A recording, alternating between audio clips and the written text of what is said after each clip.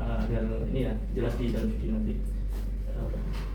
Bapak atas nama lengkapnya siapa ya? Saya Febrian menjadi pangkat nama. Ya. Kemudian Bapak sebagai untuk bagian bidang apa ya?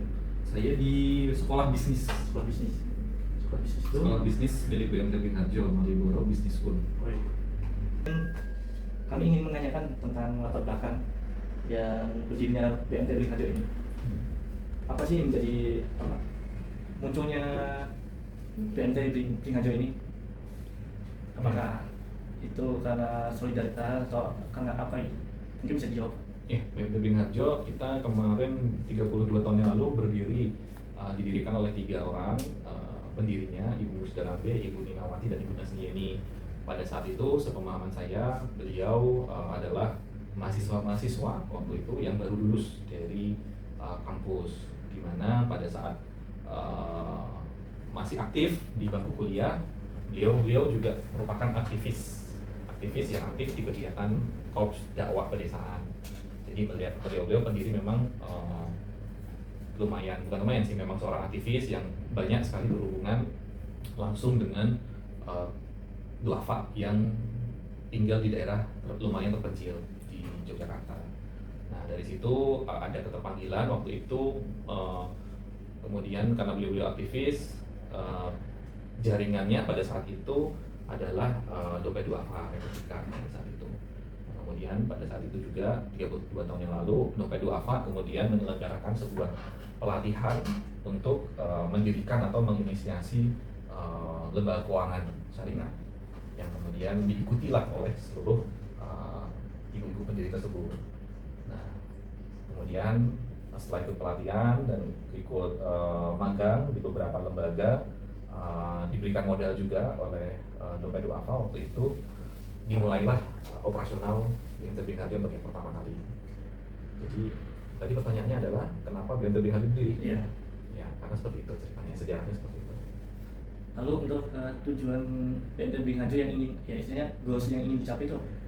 Tujuannya kita punya visi BMT Harjo, BMT Mitra Bisnis Terpercaya Syariah yang sesuai dengan prinsip syariah. Jadi kami punya visi untuk menjadi Baitul Mal wa Tamwil yang bisa menjadi mitra kerja, mitra bisnis dengan prinsip-prinsip syariah. Kami ada tiga core value kami adalah: satu, untuk melakukan edukasi syariah; kemudian yang kedua itu adalah memberdayakan perekonomian, terutama duafa dan ekonomi kecil, masyarakat kecil; yang ketiga, yang terakhir adalah untuk melawan atau sedikit berkontribusi dalam mengurangi pengaruh rentenir, atau dulu ini namanya rentenir, ya sekarang kan banyak ya, ada pinjol, ada komuter dan lain sebagainya. Nah, seperti itu. Kemudian menurut Bapak Febri, terkait perkembangan BMT dari awal berdiri sampai sekarang itu bagaimana prospeknya? Bagaimana prospeknya? Ya kayak apa? Dari awal berdiri mungkin kan dari satu kantor mungkin, terus akhirnya sekarang berkembang menjadi seperti apa? Oh, kalau dari awal berdiri 32 tahun yang lalu, kita saat ini ada 19 titik layanan yang merupakan 18 kantor cabang di Pulau Jawa. Dan di Jawa Barat kita ada 4, kemudian di Jawa Timur kita ada 9, di Jawa Tengah ada 1, di Yogyakarta kita ada 5. Seperti itu, Mas. Untuk sistem operasional yang diterapkan di BMT Harjo ini seperti apa ya? Kayak mungkin hitungan kerja atau ada SOP-nya tersendiri gitu? Ya, SOP kita ada SOP, ada anggaran dasar, anggaran rumah tangga, kemudian ada peraturan perusahaan, ada standar operasional prosedur, ada instruksi kerja, ada petunjuk teknis, dan ada kebijakan-kebijakan. Operasionalnya kita dari hari Senin sampai dengan hari Jumat, dari jam 7:30 sampai jam 7:30 sore. Kami kemudian badan hukumnya, legal standingnya adalah Koperasi Simpan Pinjam Pembiayaan Syariah KSPPS Baitul Mal wa Tamwil BMT Harjo. Operasional, apalagi operasional. Ya, kami Koperasi Syariah menghimpun dana dari melalui produk-produk simpanan syariah, kemudian menyalurkannya ke dalam bentuk pembiayaan syariah. Begitu. Ada 19 ini ya, titik operasional ya. Nah, bagaimana BMT Harjo ini pertama ya untuk mengontrol operasional di cabang-cabang tersebut tadi? Ada kita ada review manajemen bulanan, kemudian ada review manajemen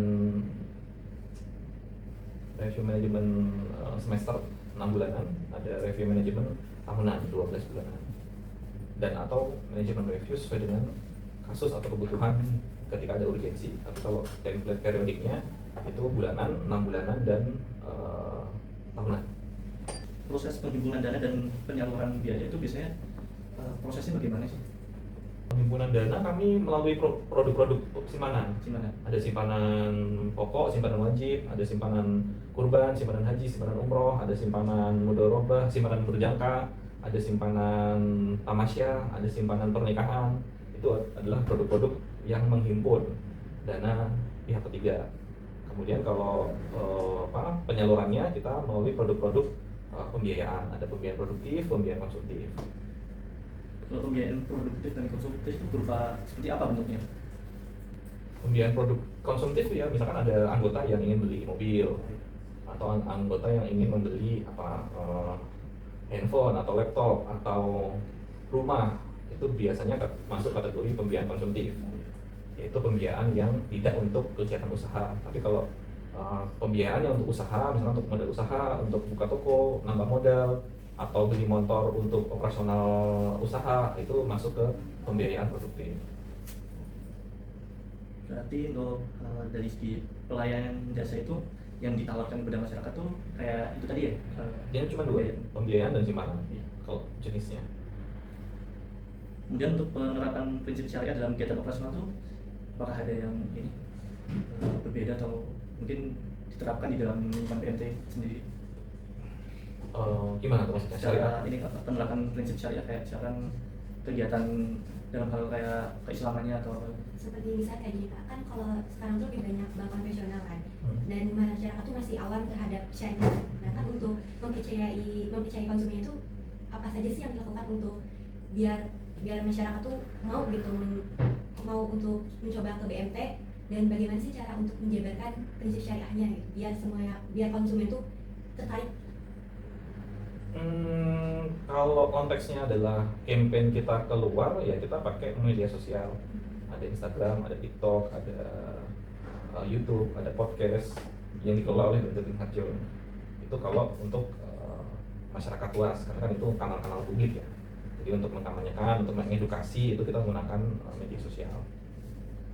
Atau kalau misalkan enggak, ya kita basisnya komunitas. Kita ada pengajian, komunitas pengajian di pasar, kalau di Malioboro di Masjid Siti Sirzana, kemudian di Pasar Beringharjo kita juga secara periodik juga ada pengajian, ada event-event edukasi syariah di Masjid Mutakin. Biasanya kita berbasis komunitas pasar ya, berbasis komunitas anggota. Gitu. Saya ingin menanyakan nih terkait apa? Kalau tidak salah kan di PM tadi ada kayak berupa hasil pembiayaan usaha juga ya, kayak angkringan atau itu ya, salah satunya angkringan ya. Dan saya pengen tanya itu untuk prosesnya itu bagaimana, dari misalkan pembiayaan itu melewati apa, atau pembiayaan proses apa ini? Pembiayaan pembentukan usaha itu. Kalau kami kan ada ini ya, ada produknya kan pembiayaan itu masuk kategori produk pembiayaan produktif. Kemudian untuk prosesnya ya yang bersangkutan atau penerima program atau penerima produk atau pembeli atau customer atau anggota itu kemudian ada kebutuhan, kemudian dia datang ke BMT mengajukan ke BMT Beringharjo, ada form pengajuan, kemudian diisi datanya, data diri, data usaha, alamat, kemudian jenis usaha, pendapatan dari usaha itu seperti apa, pengeluaran segala macam, kemudian itu ada formulirnya, kemudian setelah formulir selesai diisi maka itu akan direview oleh BMT Beringharjo, direview apakah menggunakan metode-metode tertentu, kemudian kalau misalkan dianggap analisisnya bagus, usahanya bagus, personalnya bagus dan lain sebagainya, maka pembiayaan itu akan diberikan. Tapi kalau misalkan setelah direview ternyata kok banyak utang di tempat lain dan macet, ya itu pasti nggak diterima. Jadi ada prosedur untuk melakukan pengkurasian terhadap aplikasi pembiayaan yang masuk, Kemudian nanti kalau lolos ya biaya disampaikan, kalau tidak lolos ya biaya ditolak. Gitu. Mungkin ini lanjutannya ke untuk yang mereka yang lolos, mungkin mereka apakah hanya sekedar dikasih pembiayaan aja lalu berupa apa peralatan untuk berusaha atau sekedar apa ya masih dibimbing untuk berjalannya usaha itu sampai akhirnya mereka bisa mandiri untuk menjalankan usaha itu? Tergantung mas, tergantung produknya. Kan produknya kan banyak.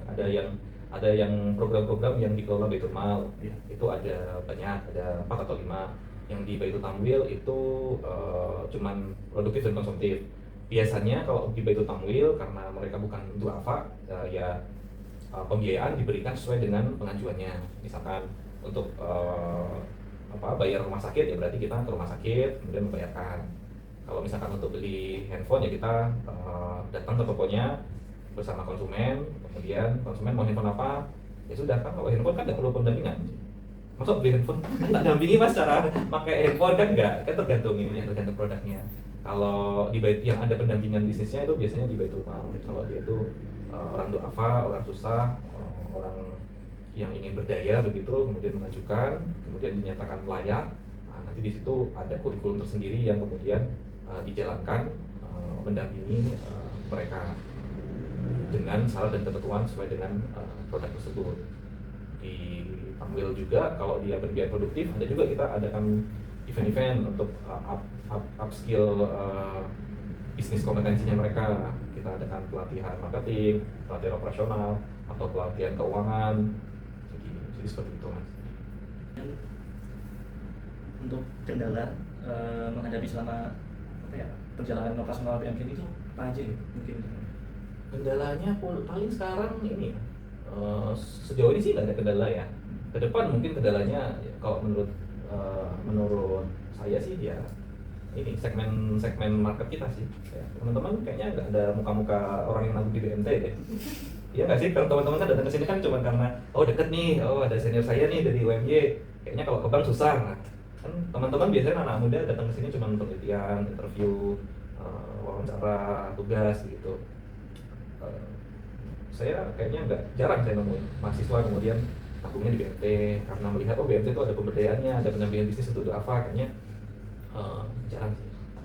Kan valid juga kan teman-teman kan, saya yakin juga nggak ada tuh tabungannya di BMT Beringharjo atau di BMT UMY mungkin ada ya karena kan ada di sana. Jadi kalau kendalanya sih saya pikir itu ya yang paling tinggi sih potensinya untuk segmentasi peralihan segmen dari generasi-generasi yang sudah kita layani selama 32 tahun. Kemudian ini kita akan menghadapi segmen-segmen yang lebih muda, yang lebih mungkin behaviornya juga berbeda, gaya hidupnya juga berbeda dan sebagainya. Gitu kan. Kemudian tantangan terbesar untuk dalam mengembangkan BMT dari awal berdiri sampai sekarang tuh apa ya? Mungkin soal perizinan, perizinan gampang-gampang aja. Tantangannya, iya hampir nggak ada kendala sih mas. Kita oke aja sampai saat ini sih. Sampai saat ini kita menemukan tantangan yang cukup challenging ya. Bagaimana kemudian bisa masuk ke segmen yang lebih muda. Gitu.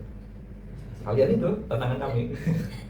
Kemudian ini kira-kira misalkan ada permasalahan di anggota itu ya, karena mungkin dia kan ada simpanan pokok ya, simpanan wajib. Nah misalkan ada yang mereka tuh kayak udah lama tidak melakukan simpanan pokok dan simpanan wajib itu, apa langkah yang dilakukan BMT? Kalau simpanan pokok, simpanan wajib harus ini mas, harus dibayarkan mas. Berarti itu dari awal atau dari awal rutin ya? Kan kita sistemnya keanggotaan. Kalau keanggotaan orang yang mau, misalkan Mas Halid mau daftar di BMT Beringharjo, ya sudah mau nabung itu juga harus jadi anggota, harus bayar simpanan pokok, simpanan wajib, baru bisa jadi anggota.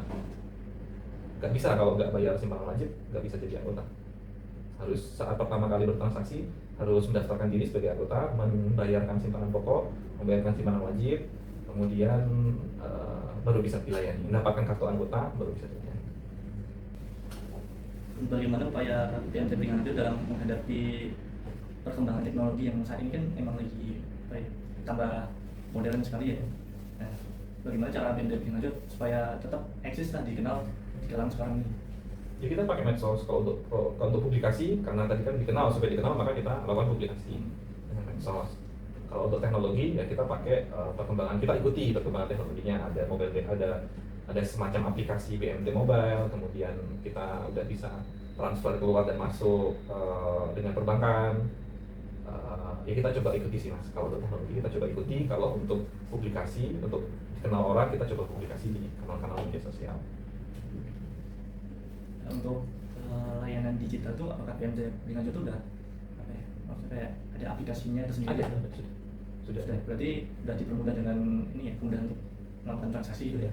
Sudah ada aplikasinya, namanya tuh Beringanjo Beringpas namanya.